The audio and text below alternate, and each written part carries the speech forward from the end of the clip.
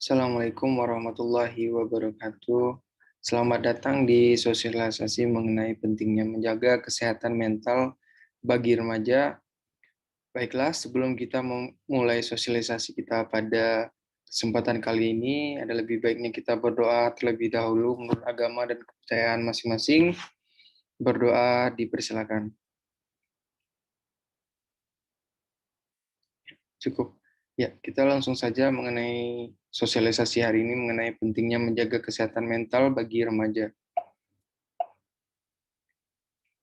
Sebelumnya, apa itu remaja? Remaja adalah masa remaja atau masa adolescence itu adalah suatu fase tumbuh kembang yang dinamis dalam kehidupan seorang individu. Masa ini itu merupakan periode transisi dari masa kanak-kanak ke masa dewasa yang ditandai dengan percepatan perkembangan fisik, mental, emosional, dan sosial. Menurut Departemen Kesehatan Republik Indonesia tahun 2009, remaja itu dibagi atas dua. Pertama, masa remaja awal, yaitu usia 12 sampai 16 tahun, dan yang kedua masa remaja akhir usia 17 sampai 25 tahun. Di samping itu ada lagi pembagian masa remaja menjadi 3 tahapan. Yang pertama remaja awal usia 10 sampai 14 tahun, untuk remaja menengah itu usia 15 sampai 16 tahun, dan remaja akhir usia 17 sampai 20 tahun. Nah, apa saja tanda sudah remaja? Yang pertama, terjadinya peningkatan yang cepat pertumbuhan dan pematangan fisik. Yang kedua, timbulnya keterampilan berpikir yang baru, peningkatan pengenalan terhadap datangnya masa dewasa, dan keinginan untuk memapankan jarak emosional dan psikologis dengan orang tua. Itu biasanya terjadi pada rentang usia di remaja awal.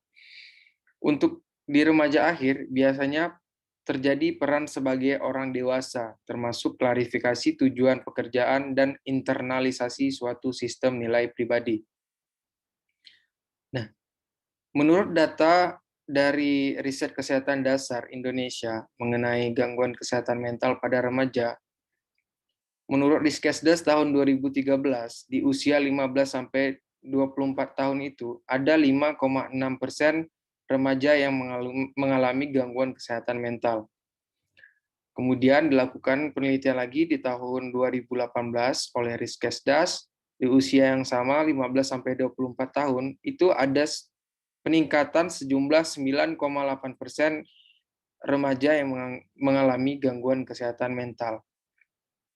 Nah, untuk kesehatan mental atau kesehatan itu merupakan hal yang penting yang harus dimiliki oleh setiap orang atau setiap manusia. Akan tetapi, sehat itu bukan hanya tentang kondisi fisik saja, tetapi juga tentang kesehatan jiwa atau kesehatan mental.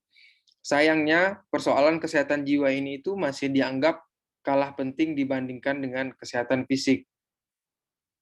WHO atau Organisasi Kesehatan Internasional itu menyebutkan bahwa remaja saat ini itu lebih rentan untuk terkena gangguan mental. Terlebih di masa muda ini itu merupakan waktu di mana adanya banyak perubahan dan penyesuaian yang terjadi baik secara psikologis, emosional, maupun finansial. Selain perubahan hidup itu, teknologi yang juga turut berkontribusi terhadap kesehatan mental generasi muda. Salah satunya adalah penggunaan media sosial sehingga remaja yang tidak dapat berkembang dan beradaptasi meningkatkan risiko terjadinya gangguan mental pada remaja. Nah, apakah kesehatan mental itu? Kesehatan mental itu adalah merupakan komponen yang kesehatan yang integral dan esensial. Organisasi Kesehatan Internasional itu menyatakan bahwasanya kesehatan itu adalah kesejahteraan fisik, kesejahteraan mental, dan juga kesejahteraan sosial yang lengkap dan bukan hanya atau tidak adanya penyakit atau kelemahan. Nah, kesehatan mental itu sendiri adalah keadaan sejahtera di mana seseorang itu mampu menyadari kemampuannya sendiri, dapat mengatasi tekanan hidup yang normal, dapat bekerja secara produktif, dan mampu memberikan kontribusi kepada komunitasnya. Nah, kesehatan mental itu sangat penting bagi kemampuan kolektif dan individu seseorang, yang dalam hal ini kita sebagai manusia untuk berpikir, emosi, berinteraksi satu sama lain, mencari nafkah, dan menikmati hidup. Atas dasar ini, promosi, perlindungan, dan juga pemulihan kesehatan mental dapat dianggap sebagai perhatian yang penting bagi individu, komunitas, dan masyarakat di seluruh dunia. Faktor yang mempengaruhi kesehatan mental. Ada 3 faktor. Faktor sosial, faktor psikologi, dan juga faktor biologi. Nah, untuk faktor sosial itu adanya peran orang tua yang kurang peduli dengan anaknya. Yang kedua, permasalahan yang dialami oleh remaja dengan teman-teman sebaya.